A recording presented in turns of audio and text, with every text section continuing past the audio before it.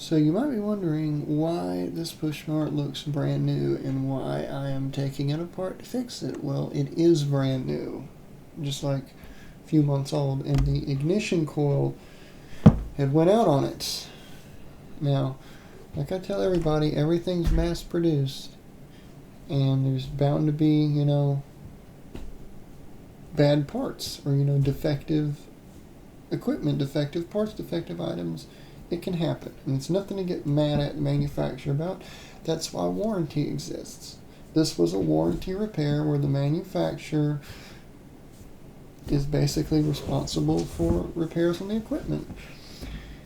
Now, the ignition coil is the main thing that makes the spark, and the way it works is flywheel's got a magnet on it. It goes across the two contacts on the coil. It creates a high voltage spark, about 10,000 volts. And there's the part number to the coil for this particular engine. It's one of them Briggs 500E, 550EX. They all just about take the same coil.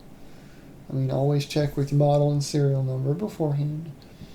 And I don't know if this is like a new trend, but I've noticed these coils are getting smaller and smaller.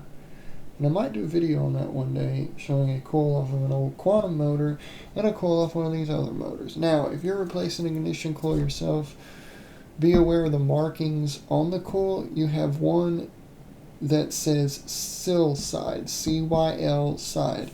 That's cylinder side. That means that part goes down on the two prongs where the bolts go in, because that's your cylinder. And now these are very small 1/4-inch head bolts. They will break off. I don't know the torque spec offhand. Just tighten it down until it's tight. Now, to gap the coil, you see I'm using a Champion spark plug box. It's about the same thickness as a business card, which is about 10 to 12 thousandths. That's all you have to set them at. It's just use a piece of cardstock, or I've used 2 pieces of computer paper put together works too. As long as it's just about 10 thousandths, 12 thousandths. They do make special feeler gauges for this, but I've been doing this for many years using a spark plug box, and it works quite well. And I've never had a problem. The air gap is always set.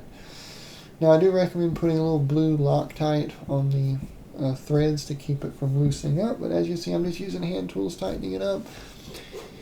You don't need to hit it with an impact because they're really, really, really small bolts. And you see I just gave it about a 1/4 turn there, and it's tight. You don't want to break it off because that's part of the cylinder, and the cylinder is non-replaceable. The head is, but the cylinder's not.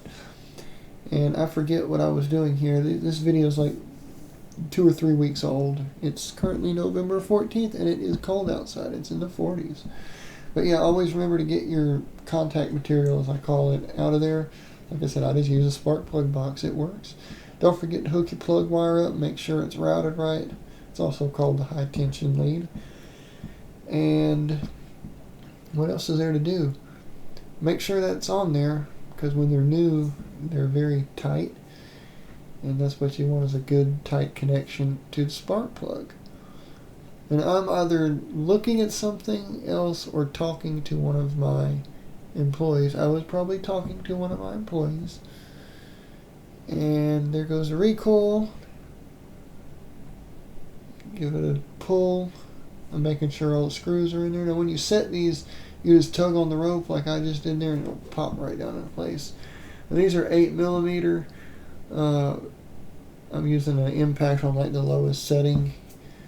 Hand tightens all you need. But anyways, and the repair is complete. I hope you all enjoyed this video. There'll be plenty more like this to come. And maybe one day I'll switch from voiceover to actual, talking while I'm doing the repair. But it's very hard when I do this every day and I've got 2 other people working for me. Office person, phone's constantly ringing, all of that.